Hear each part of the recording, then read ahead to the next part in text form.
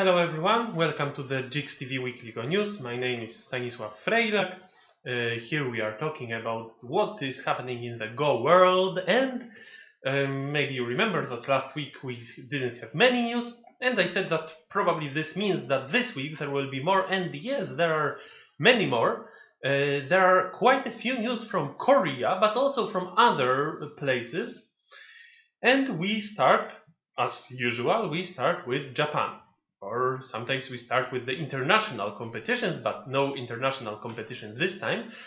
But there is a very important competition in Japan, Honimbo title match, one of the three most important tournaments in Japan.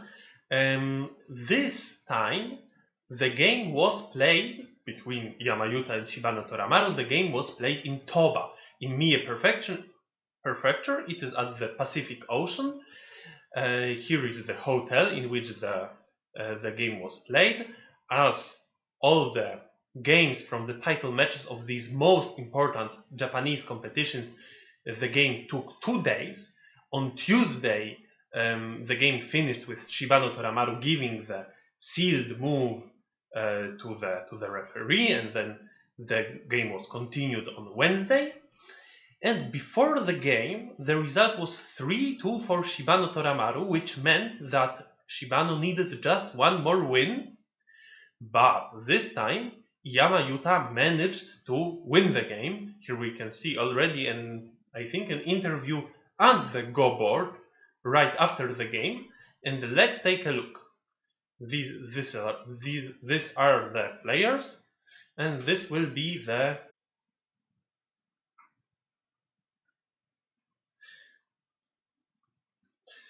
the game started with a normal joseki, and then after black played this move, white tried to go down, thinking that black will just block, and then white will push once again, and this exchange just makes sure that there is some agi in black's shape. But black tried to resist, and then it became a bit more unusual shape.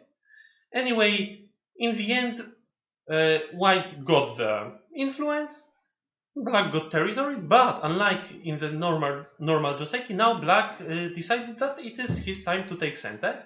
Black played elsewhere, and white still added a move. So it looks a bit strange, because black played a few moves on the outside and white just got a strong shape. But the idea of white was that now there is an agi in black's corner, and soon this agi will be used.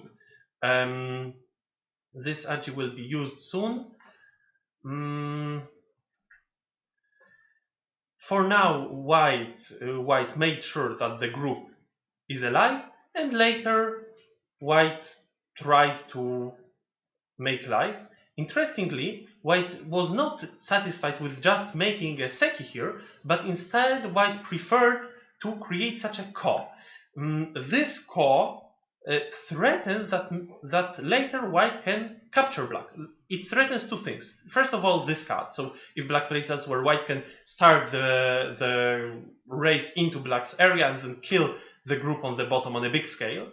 And second, if black decides to just very calmly connect, then later, if black doesn't win the ko on the right side, white can kill black's group in a double ko.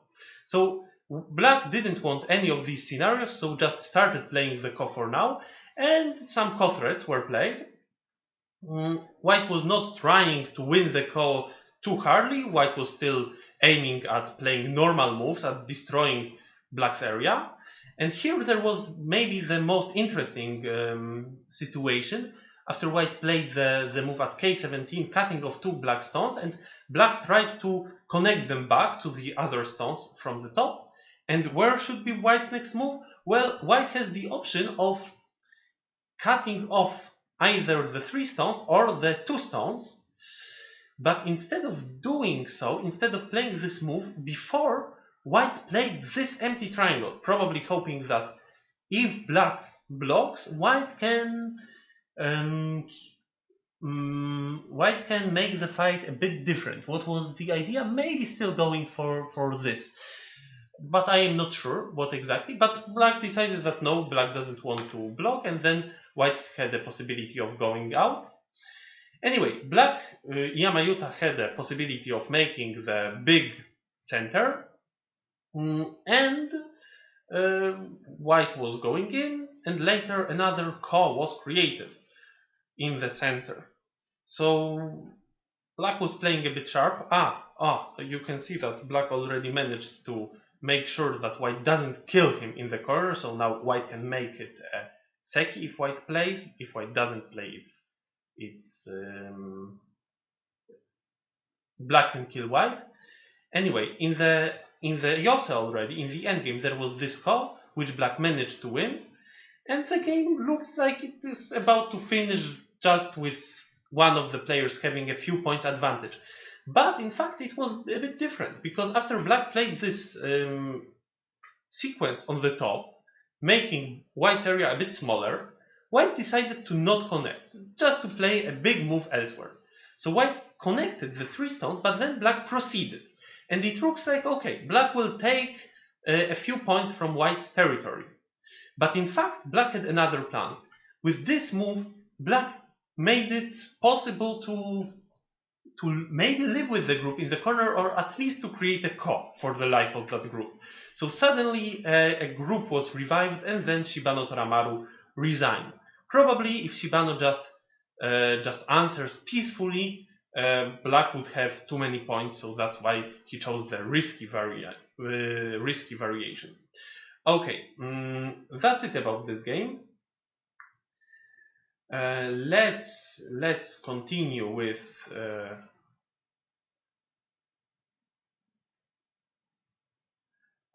the other competitions. So here we know that Yamayuta managed to win the 6th game of the Honimbo title match, which means that the current result is 3-3, and the final match will be played next week, and we will know who is the next Honimbo. Yama won the Honimbo title, I think, 9 times in a row, so we will see if he will manage to defend it. In China, a title match started, a Qishang title match, and Qishang is the equivalent of Japanese Kisei competition. This is one of the most prestigious Chinese tournaments. Here we can see the broadcasting of the first game. The prize money for the winner is over 100,000 euro, and this is a serious competition with 2 hours basic time and 5 times 1 minute byoyomi.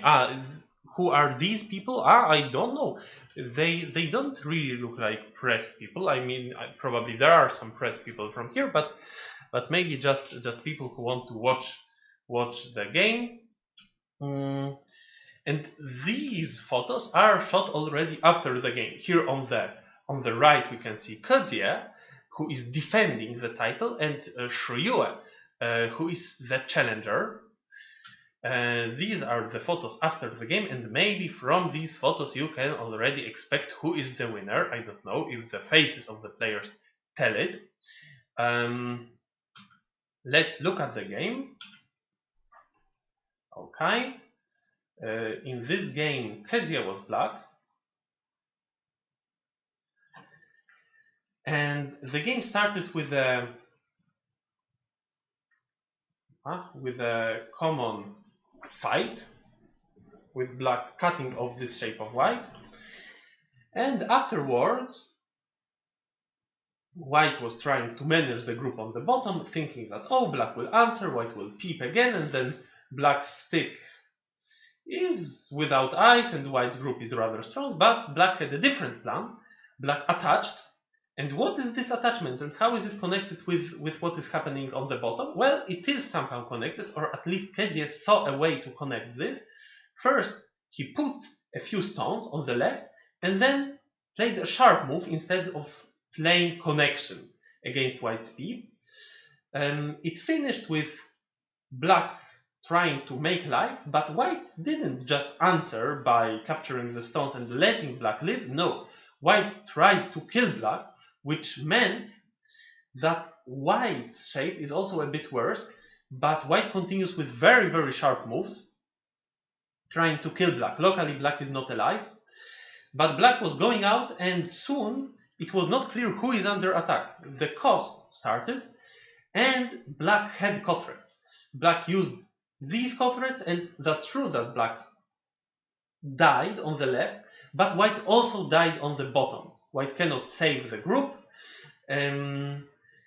Now white at least saved a part of it, but it meant that also black had a chance of making a big framework, and the game looked better for black from here on. However, it was not calm by any means. Black was still playing sharp moves instead of just protecting the territory. Black was playing sharp moves, and when white pushed, black didn't just answer. Instead, black used a weakness in white's shape. So now white couldn't capture the 2 stones in a ladder. Only later black answered. And well, the fight was continuing throughout the game. And the interesting moment was when white jumped here. And it looked like white is just trying to give some space to this group, which is almost dying, but black will go in, block, and white will make life. But instead, when black went in, white didn't answer. White went into the corner, black cut the group, and white needed to make life, and then the other group died in a co. So you can see that the game still was exciting. Black ignored the co-threat of white, which meant that white could threaten the group of black. And what did KZF do with this threatened group? Did he try to desperately leave? Well, he tried to play something with that group, but in the end he just sacrificed it, and still he kept a solid advantage of more than 5 points, and then Shiyue resigned, which meant that the first game is won by KZM. And what happens next? Well, the next games of this title match will be played in 2 days and in 3 days. So let's watch them. This is a competition best of 3. So if Kezia wins the next game, he is the winner. He keeps the title. And by the way, back in the day, Qishang competition was best of 7. The title match was best of 7. The Qishang competition was founded in 1998. Then the title matches were very long. It was kept for 5 or 6 editions. Then it was suspended. And now it is organized again starting from 2012. Alright, that's it about the news from China. And now let's move to Korea. The title match of the Supreme Player started. Supreme Player is a new competition. It was founded 1 year ago. This is the 2nd edition. And last year, in the final, Shin Jin-so, who is now seen on the left of the photo, Shin Jin-so played Park Jong-hwan in the final. Park Jong-hwan is on the right. And that time, Shin Jin-so won 3-0. You might remember that last year, 2020, was a year of domination of Shin Jin-so. He beat Park Jong-hwan in this competition. He had a super match against Park Jong-hwan where he won 7-0. And now they played the first game of the title match because Park Jong-hwan won the Challenger deciding tournament. And who won the first game? Well, we will see. We know that Shin Jin-so is a favorite. He is number 1 in Korea for 19 consecutive months already. But last time, Shin Jin-so doesn't win all the games, all the domestic games. For example, in the Myeongin tournament, he lost the first round against Pyeongsang-il. But still, he's in the tournament as it is a double elimination. Yes, so let's see. 19 months of reign of Shin Jin-so. Let's look how the first game went. Park Jong-hwan was taking black stones, Shin Jin-so was taking white. This game was on a really high level. It started with just Josekis. Sorry, this is not this game. It should be this game. First Joseki, then second Joseki, then third Joseki, and fourth Joseki. And now Park Jong-hwan, because of having this supporting stone, Park Jong-hwan starts a fight. What should white play? White cannot capture the stones of black because white's shape is likely to collapse. So white jumps out, and what should black play? Probably most humans would think of also jumping out, because answering white's move would be falling into white's trap, and then black would lose the stones black just put on the board. But instead of jumping out, Park Jong-hwan used another move, and interestingly, this is the move suggested by AI. So what is the idea? The idea is to cut and then use somehow the agi of these stones. After the cut, Shin Jin-so had a chance to make the shape strong. So maybe white is not too dissatisfied about what is happening, but black also created a strong group in white's area, and in fact all this sequence black played exactly how AI suggests. So black just made a living group, and still in fact the group of white is not completely strong. White made this exchange, but later there is still some agi left, and white's territory is completely gone. So this was a bit shocking what happened here. And how the game continued. The game continued with black trying to make a moyo and white reducing it, and then Park Jong-hwan uses the weakness in white's shape, and later how to deal with this stone of white. Well, maybe some players would try to attack it, but Park Jong-hwan saw that in fact there is not much point in attacking, because in fact black shapes are a bit weak, and white shapes are everywhere rather strong, so white will manage the stone easily.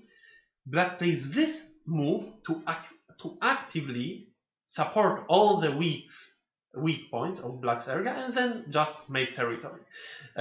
Shin Jin-so used a bit more sophisticated way of play, but still black managed to keep the territory to make the shape stronger, and later black was still keeping pressure, putting pressure on white's group. White managed to live with the group, and then the end game started. Apparently, Park Jong-hwan has a little advantage in this end game, and still you can see he tried to play the most effectively as he could. Instead of just answering white's moves, he always looked for the way to answer them in an active way, with a move which also serves another purpose. For example, making a territory in the center. And after a few moves, Shin Jin-so counted points so that Park Jong-hwan has a few points advantage, and Shin Jin-so resigned, which means that Park Jong-hwan finally broke his bad record against Shin Jin-so in the title match, and now he needs 2 more wins to become the supreme player. Let's see how it goes. And let's move with the next competitions in Korea. So there is a competition called Young Stars versus Women Top Players, and this competition has a win and continue format, which means that after a female player wins, she challenges another young player, a young prodigy, and if the young prodigy loses, she proceeds. And this is exactly how the competition started. Cho Sung-ah, who had already a winning streak of 15 victories, started this tournament and beat 2 Korean young prodigies. But then she played versus Moon Min-jung, who is famous nowadays. He won the Globis Cup and won some other youth competitions in Korea, and this time Moon Min-jung managed to stop the winning streak of Cho Sung-ah, so he proceeds. Another competition in Korea is Ryongsang. Ryongsang is the equivalent of Japanese Ryusei and also Chinese Longxing. This competition, as many competitions in the South Korea, is played with short time settings, so that it can be broadcasted live on TV and people are not bored all the time something is happening. The time settings are Fisher, 20 minutes and 20 seconds added for each move. the players are fighting for the first prize of over 20,000 euros. And Park Jong-hwan is one of the 4 semi-finalists after he beat whom? I think I don't remember the name of the rival, but here we can see his photo. And this is the bracket. You see 2 not that well-known faces in these brackets. So in the first semi-final, Shin Jin-so is playing Han Won-gyu, and Han Won-gyu made a surprise by beating Lee Chang-sok in the quarterfinal. And in the other semi-final, Park Jong-hwan will play with Hong Moo-jin, who made a surprise by beating the legendary Choi Chol-han. Before this year, Hong Moo-jin also beat Shin Min-jun. So even though he's just a 4-dan professional player, he can beat the top Korean professionals. Let's see how he manages against Park Jong-hwan. So we can see that this was a good week for Park Jong-hwan, but not completely, because in the GS Caltex Cup quarterfinal, he lost to Won Song-jin. You know this gentleman, Won Song-jin, from the Korean league, team league, where he won all his games. Amazing feat. And now he is in the quarterfinal after beating Park Jong-hwan by half a point. He will play against Pyeong Sang-gil, and in the other semi-final, Shin Jin-so will play Kim Ji-sok. These are finalists from the previous year, so for sure that semi-final will be very intense. Here also the time settings are short, 10 minutes and the BOB of 40 seconds, and the first prize is bigger than in the previous tournament.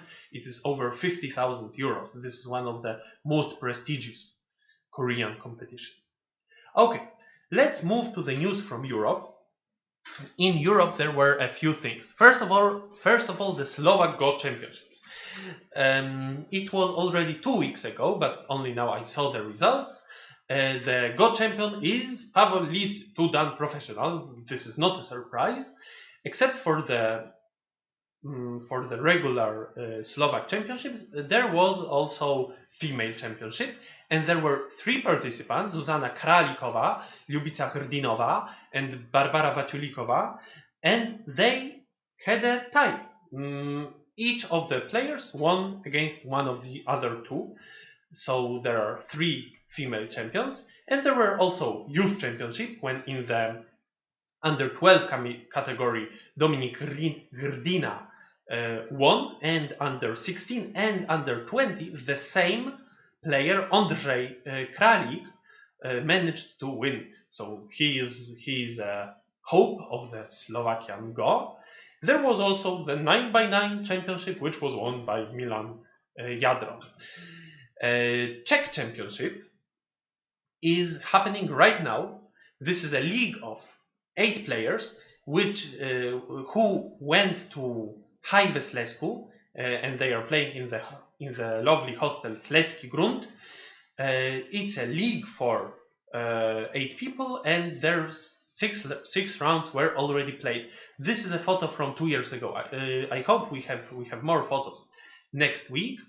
And we already, after 6 rounds, we already know that for sure the champion will be Łukasz Podpera. The match for the second place was played right now, like 4 hours ago, between Andrzej Kruml and Jan Simara, and Andrzej won by 1.5. The last round will be played tomorrow at 9:30. Okay. Another news is, as each week, Transatlantic Professional Go League. In the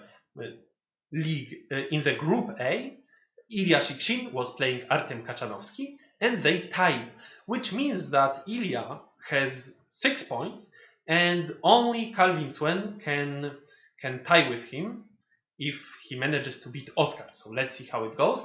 And in the Group B, Ryan Lee is unbeaten so far, but still he needs to face Ali Jabarin and Tanguy Le Calvet, who is doing very, very well. And, well, he is likely to take either the first or second place, Tanguy Le Calvet. So let's cheer for him against Ryan Lee. One more news from Russia. It is a children go camp which is happening right now at the Gorky Sea. It's not a real sea. It's at the Volga River, and I think the camp is in the Nizhny Novgorod or somewhere next to it, to that city. It's a children camp, and here we can see all the participants and also the teachers. You can see in the last row that there is Ilya Shikshin, one of the teachers, very strong teacher. Okay, these are the news from Europe and all the news we had for today. And we will have an interview, but this will be a live interview. So let's try to set it up. This is the first time we are doing it, but hopefully everything should work. So 1 second, I just need to take my headphones and put Mania on. Okay, so here you can see Mania. Hello Mania, nice to see you, nice to talk to you.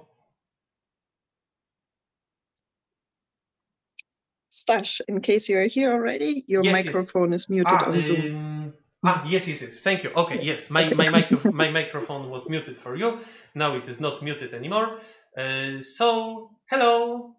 Hello, and now I can hear you. That is great, and it's so cool to see that suddenly people meet and we can play Go again. I'm so happy and excited. And it would be so cool if we would have our European Go Congress this year. It was planned to be in Ukraine, but unfortunately, it will not take place. But I can tell you already that the European Go Congress for the year next year, so in 22 in Romania, is already really in preparation stage. So you can actually register very soon for that one, and then we all can meet together, and that would be so cool. But already a lot of things are happening in Europe. I heard, Stash, that you are going for some cool camps. Where are you going?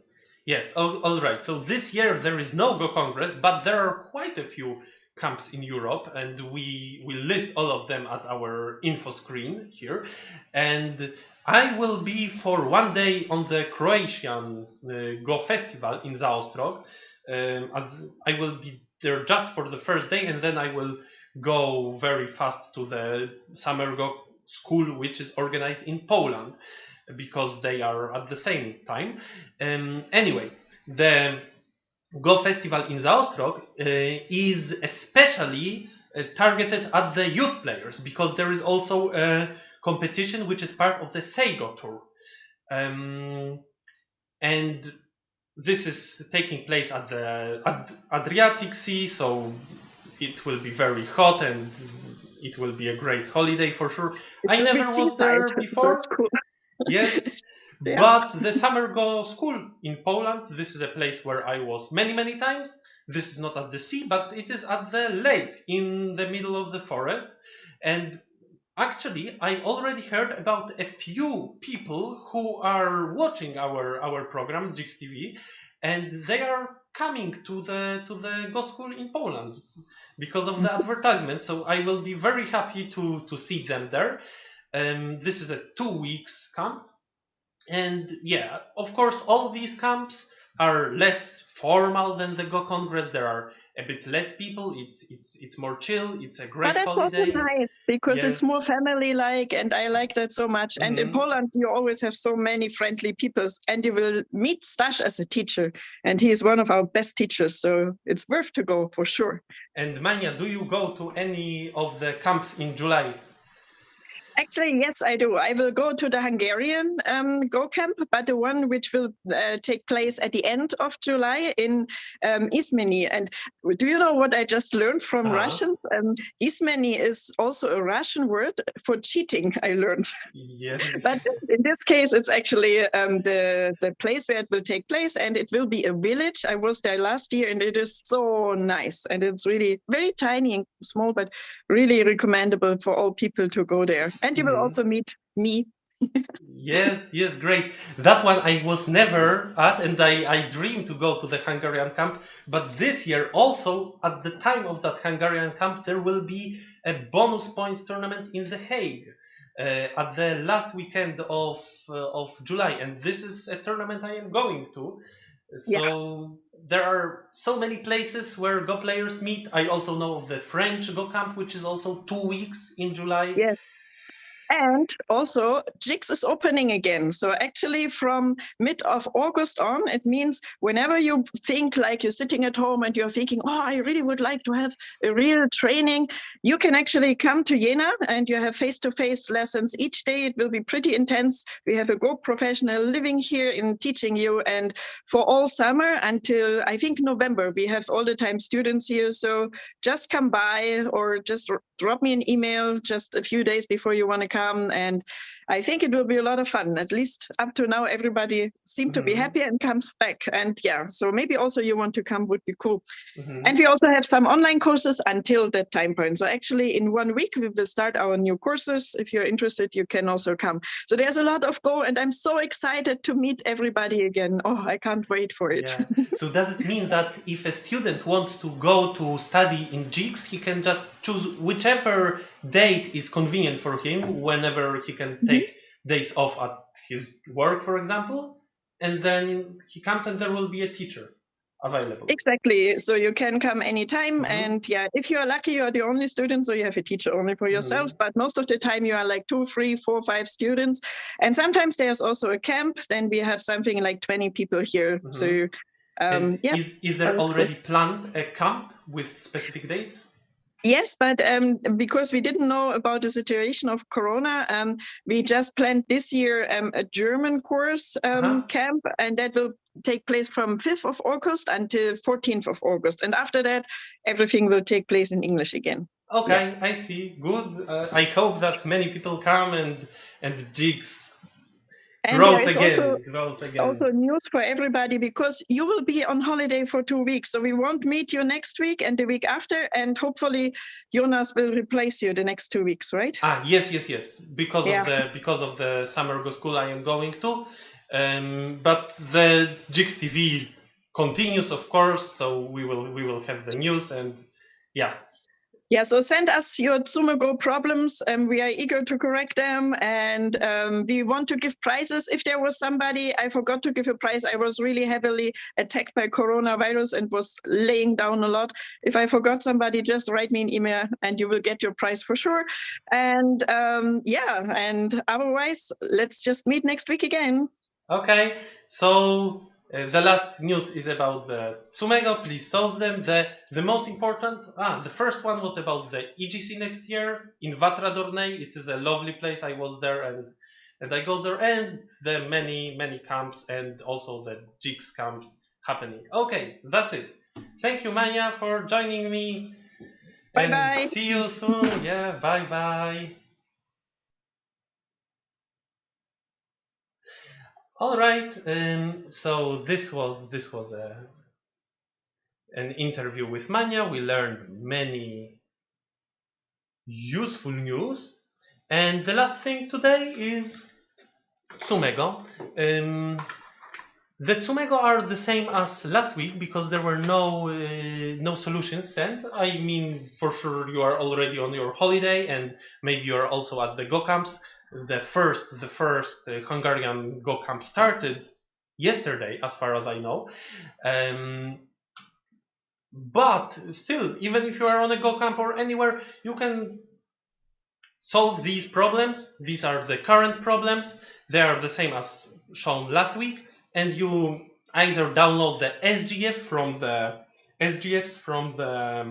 website of the Jena International Go School, or you can also just take the screenshot of this slide and put your solution on the screenshot. Just make an image and send this image to our email address. Okay, so this is it for today. See you in 3 weeks, but please be here also next week and 2 weeks after and meet Jonas.